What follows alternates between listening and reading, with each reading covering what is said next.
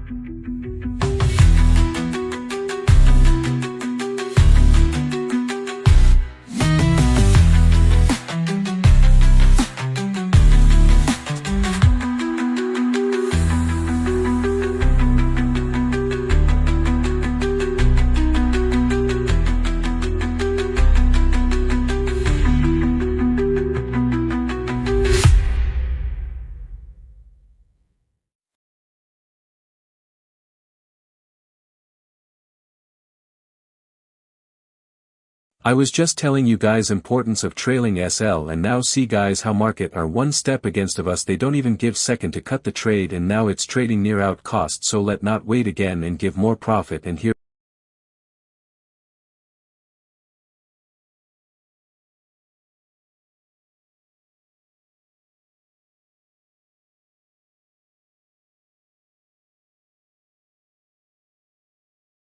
and now it's trading near out cost, so let not wait again and give more profit. And here we are with 18k profit to 7k.